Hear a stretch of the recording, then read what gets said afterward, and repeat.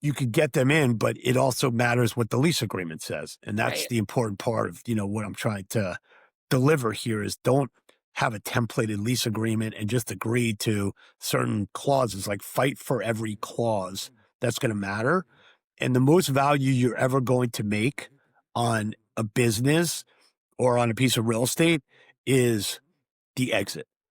Right. So you're going to make a certain amount of money annually, but there's no bigger wire transfer ever coming to you until you actually sell. Welcome to the Real Estate Pros Show, where we interview real estate investing professionals from coast to coast, as well as the service providers that serve the real estate investing industry. Our goal is simple: share what's working now to help you improve and scale your business to the next level and meet the pros that can help you get there.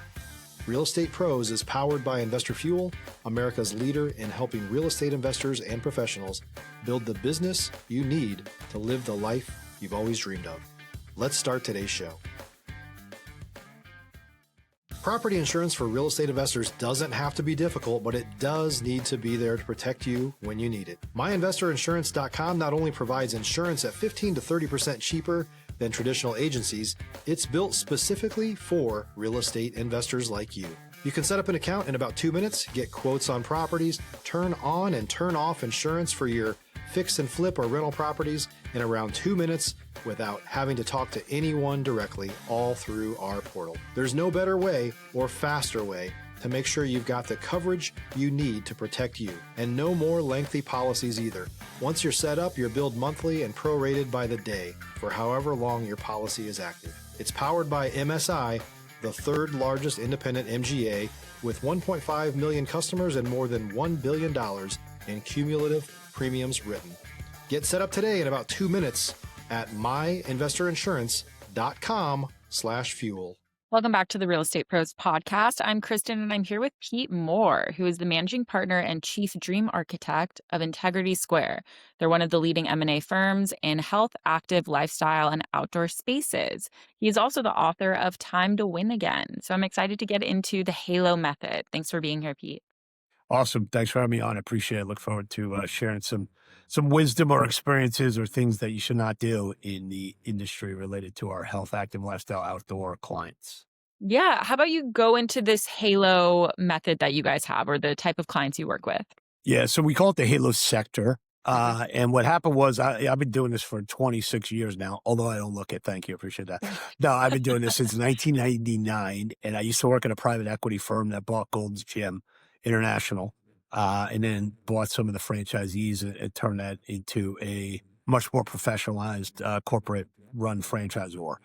After I worked there, I started doing advisory work as a merger and acquisition specialist.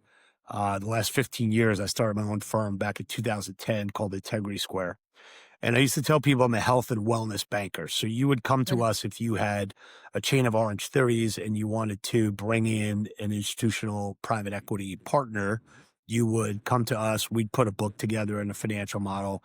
And let's say you had 20 locations in Texas and you had the right to build another 30. The private equity firm would come in, buy majority or minority stake in your business. You would take money off the table and they would help you grow out the rest of your territory. So we did 5 of those area development deals with the Orange 30 entrepreneurs that bought states and bought territories. We did the same thing with several Crunch fitness area developers. We just sold a chain of clubs down in Houston to a Planet Fitness area developer. So as you look at the Halo sector, that includes anyone in the fitness centers, the boutique studio concepts, anyone doing workout recovery, health and beauty, anything self-care, healthcare. But I've been telling people I'm a health and wellness banker is how I started. And I used to have trouble saying the word wellness and made it seem, interesting or like attractive place to put money. So I went on Google before pre-chat GBT and I Googled, where does this word come from? And it turns out there was a doctor at the Mayo Clinic back in the 1950s. His name was Dr. Halbert Dunn, and he was a biostatistician looking at all the chronic diseases. And he saw the increase in obesity and diabetes starting back in the 50s. And He's like, I got to come up with a movement to change this. So he basically came up with the antonym of illness, is what wellness was started, which basically means that you're not sick. It has nothing to do with optimizing who you are. It has nothing to do with science. It has nothing to do with nutrition the way we know it today. It was more of just like living a healthier lifestyle and making better, personal decisions. So as we kind of have gravitated towards all the information we know from blood work, from supplements, from vitamins, from, what type of exercises you need to do, diagnosing how to not get obesity and not get childhood, diabetes, like those things are all, based on behavior choices and foods that are poison. So I was trying to come up with something to better define what we're trying to do. And I don't want to use the word wellness anymore. So we came up with the acronym HALO, which stands for Health, Active Lifestyle, and Outdoors. And we're trying to have the companies that are in the industry to say, I'm part of the HALO sector, instead of saying I'm a health club, I'm a Pilates studio, I'm a, destination wellness resort, I'm a vitamin and supplement company, where you kind of like sit under this HALO umbrella of everyone that is going to either provide products, services, or experiences to a HALO consumer. Like, I'm sure you probably make choices in your daily life. What kind of vitamins am I taking? What type of supplements am I taking? Right. Am I doing, am I going to buy an infrared sauna? Or am I going to put an extension on like or am I going to redo my backyard? All the choices that you make are about how you live your lifestyle. And we think the HALO acronym that we came up with at 3:00 in the morning, one morning, just from a dream or something, I said, hey, that's actually a great acronym to better define what these companies are doing and start with the consumer. So the consumer is the HALO consumer. And then all the companies kind of like have a pinwheel around what services they're providing to it. And by defining the space as HALO instead of wellness, it opens it up to a lot more companies that should be talking to each other. So getting into real estate in a second, but there's no reason why a Planet Fitness or a Lifetime Fitness does not have a deal with Dick's Sporting Goods to run their entire e-commerce, right?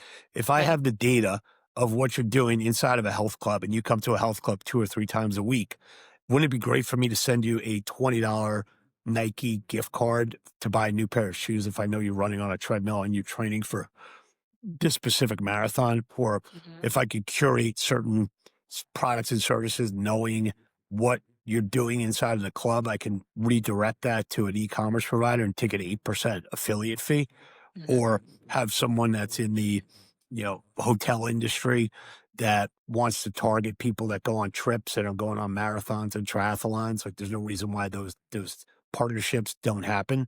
There's also no reason why companies that are doing blood work or doing med spa or anti-aging or longevity don't have partnerships with health clubs or open up inside of a health club where there's 600 to 1,000 people a day working out. So by creating this acronym and umbrella, we're launching a HALO public company index on January 1st. I want to try and get the right people in the room, because you get the right people in the room, then they start to work together.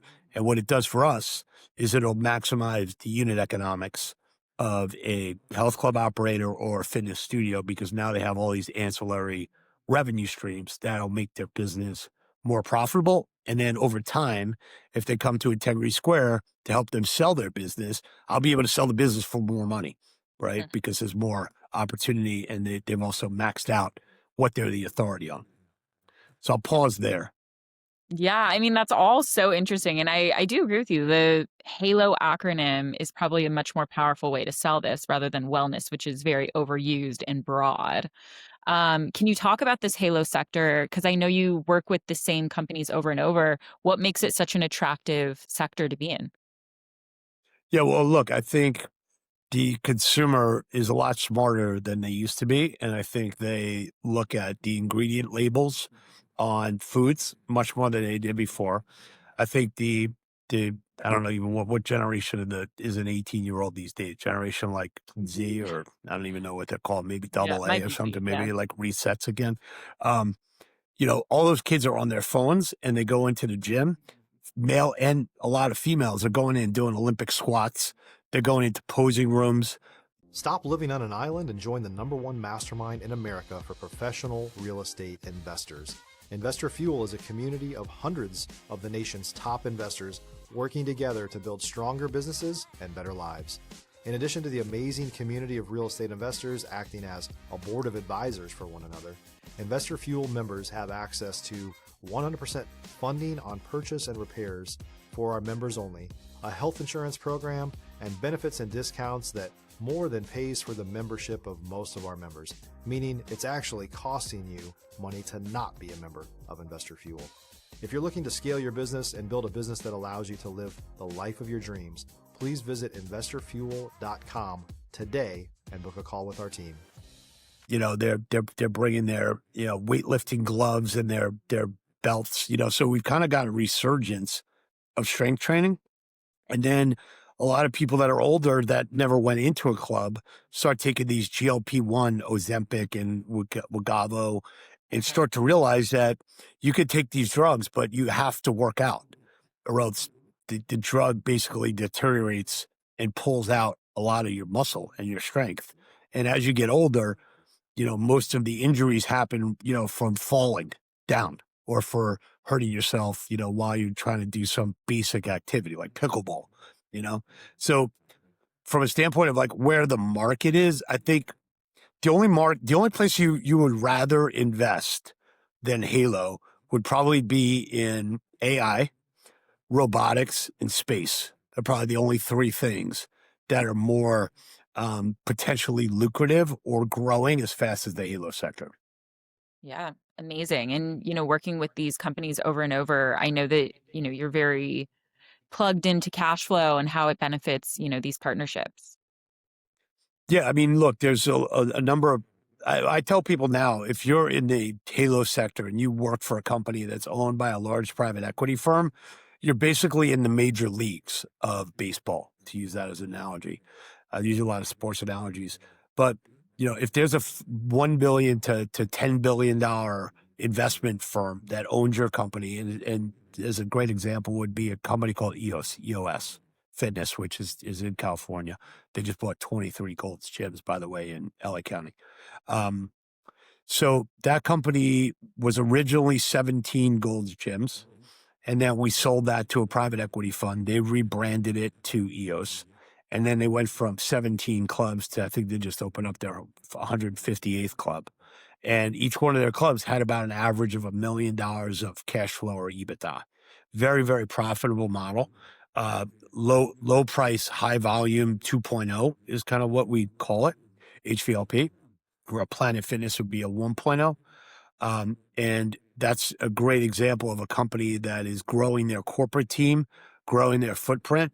And what they've done on the real estate side is that they've been able to court a number of real estate investment trusts and real estate developers that know the value of what their box generates from a unit economic model, and is more than happy to go and build out a location for them because they're guaranteed effectively that they're going to get their rent paid.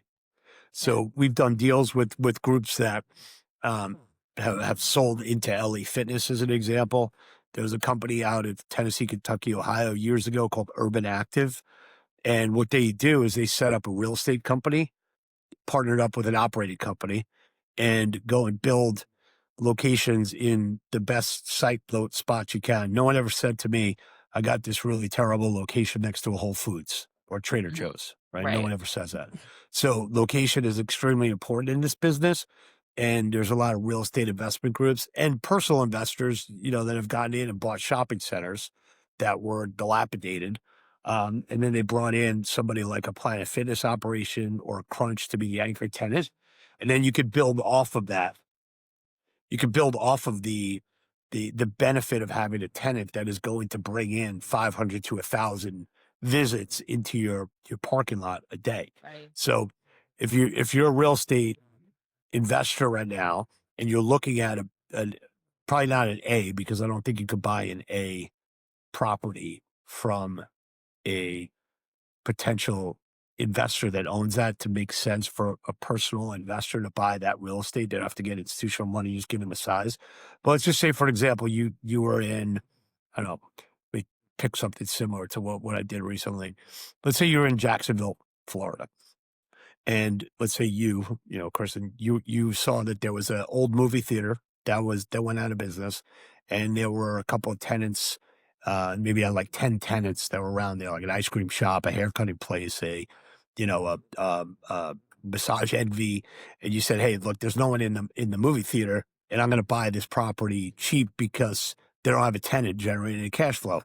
And you were able to bring in a Crunch Fitness or a Planet Fitness or some operator that had really good financial performance, bring those in there, you can make a great business of just increasing the value of that real estate by bringing in credit-worthy tenants under 10 to 15-year lease agreements that then you can finance your building off of, or you could sell the building based on that value of that cash flow. So there's a lot of opportunity, I think, for individual investors, I don't know how you've heard, retail investors that say, "Hey, I want to own some real estate and I don't want to try and buy multifamily homes because there's a lot of competition there." But there might be people that don't have a vision of what's going on in their local market. And they can look back and they say, "Oh, that movie theater used to be very successful. I'm not sure why they can't find a tenant." And if they have the local knowledge of what the consumers in that area are comfortable with, or if there is a way to rehab that location, targeting a health club as the key tenant, or try and bring the health club operator in, as part of like closing that deal, so you're protected. That's a great way to create value. Absolutely. And I know that you have some tips and tricks, kind of, clauses and sections that people should consider when they're going through this. Yeah, and a guy I used to work for, Peter Brockway, he taught me something 25 years ago. He said, "Experience is what you get when you don't get what you want."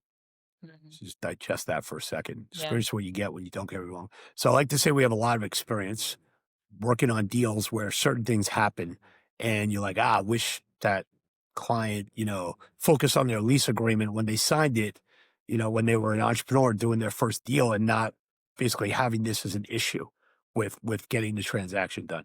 So as an example, if we're helping someone sell one club in Jacksonville, we'll take as an example, and the buyer is going to take over that lease. The buyer always wants at least 10 years on the life of the lease, because if I pay you 5 times cash flow, then I want to make sure in 5 years I effectively got my money back if I didn't, if the cash flow at least stayed the same. And I want to make sure I have another 5 years to operate in this location, or so I can double my money on that deal. Does that Mhm. make sense?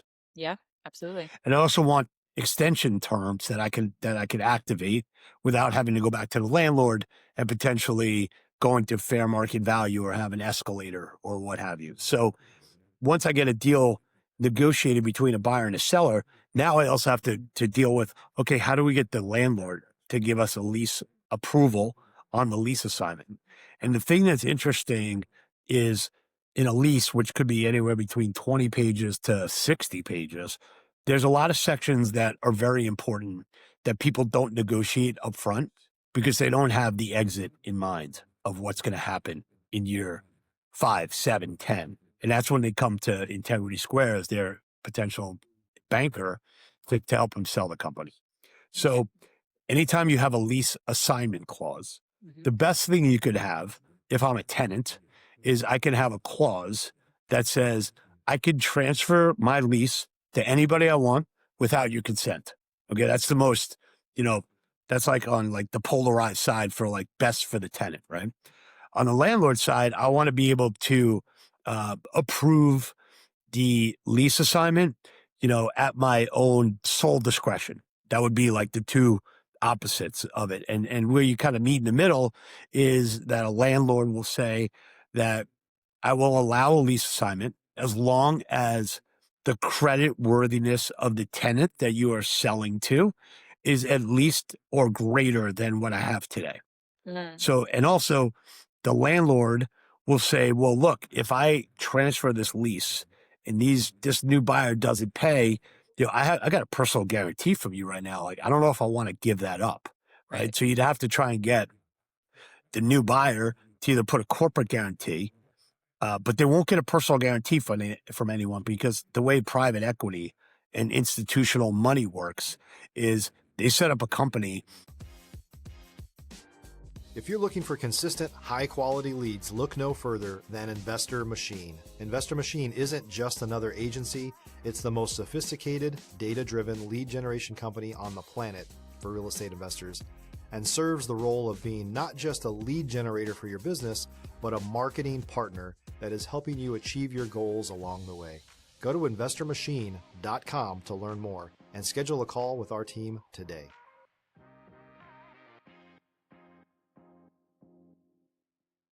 If you had Kristen Capital Partners, you wouldn't sign personally on a deal that you do, because to you, that's an investment you made. You're not the entrepreneur running the business. So the landlord is now sitting there saying, okay, I could have this Planet Fitness operator come in. I'm giving up the guarantee from the guy or the woman that's been paying me every month for the last 7 years. But what do I get in return for that?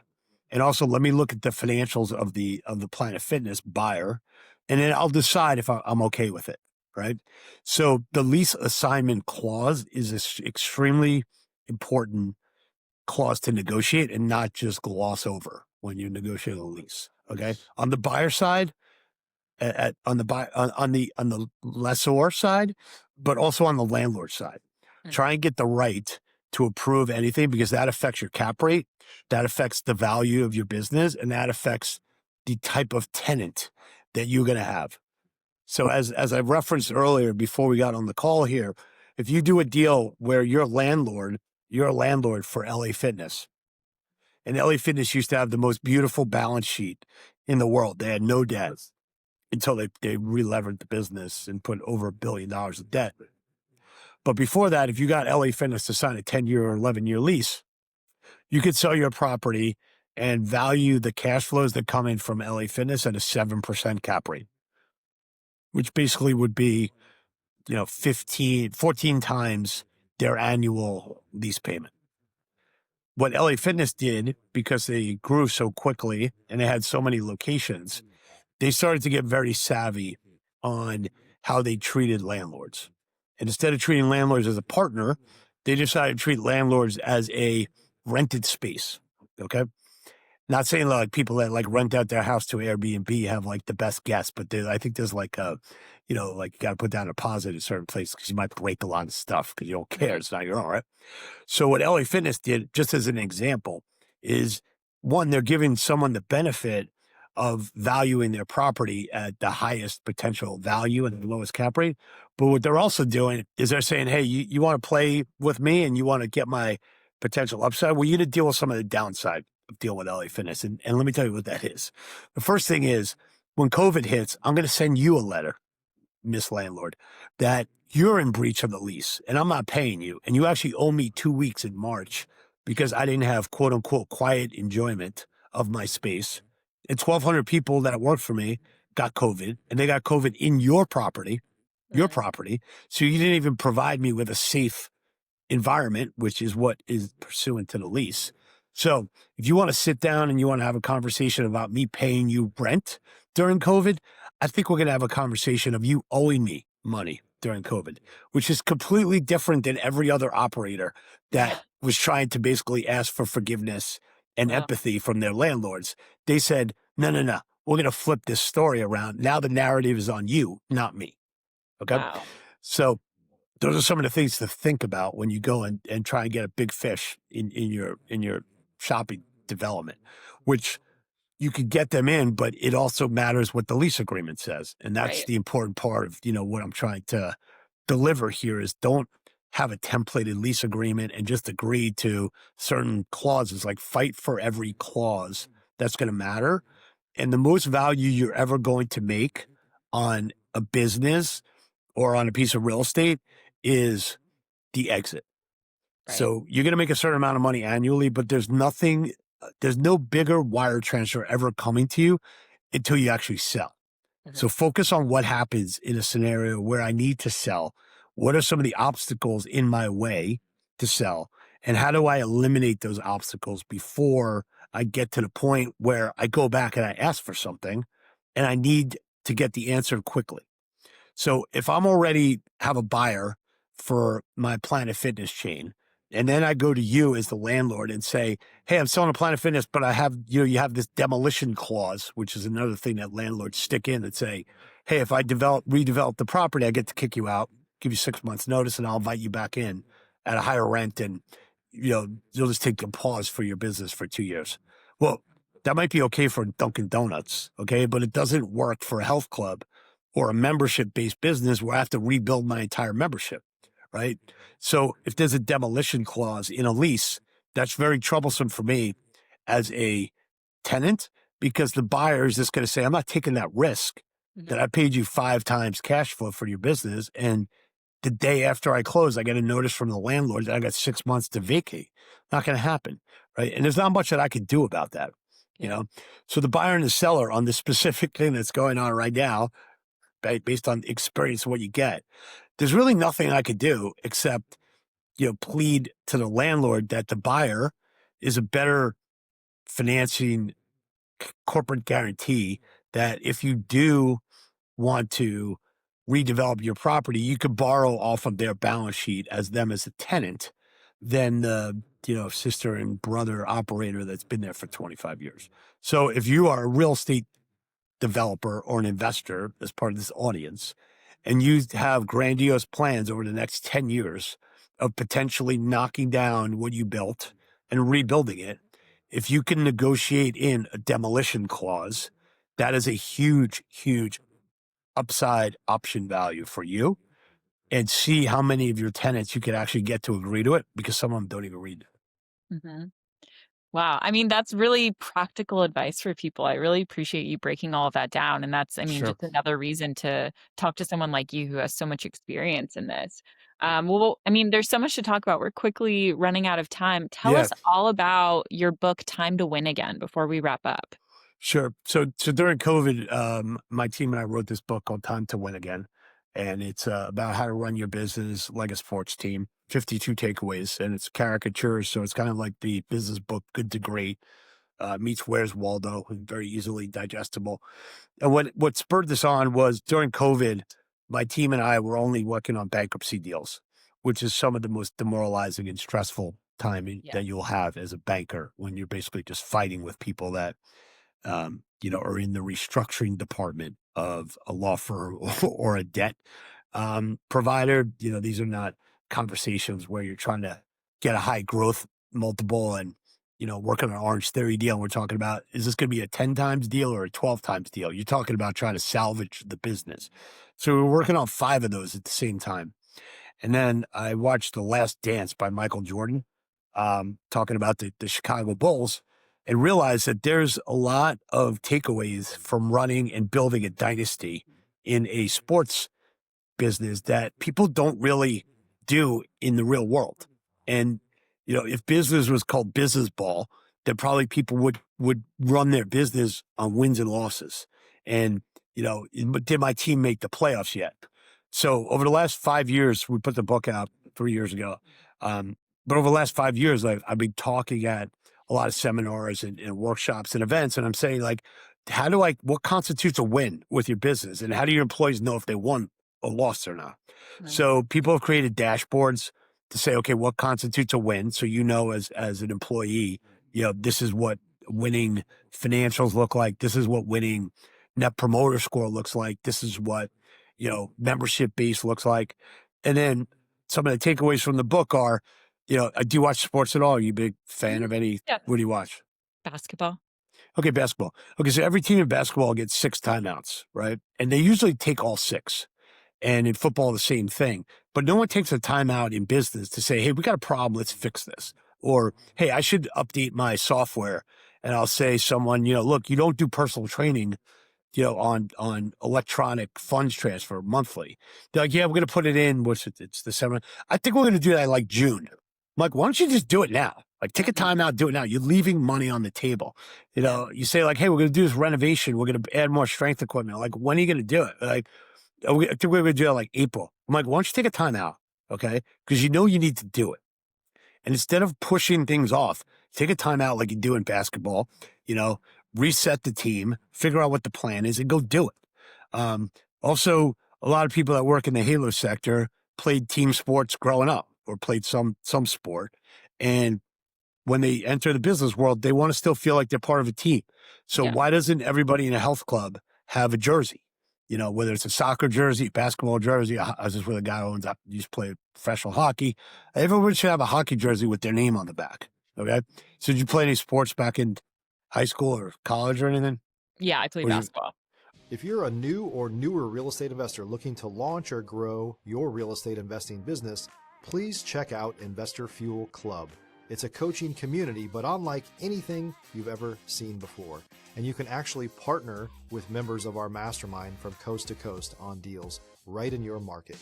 There's no better opportunity to build a consistent business than to literally partner with pros to help you avoid costly mistakes, avoid the need for capital to do deals, and help you eliminate your fears as you're starting your business. Learn more about Investor Fuel Club at investorfuel.com/club.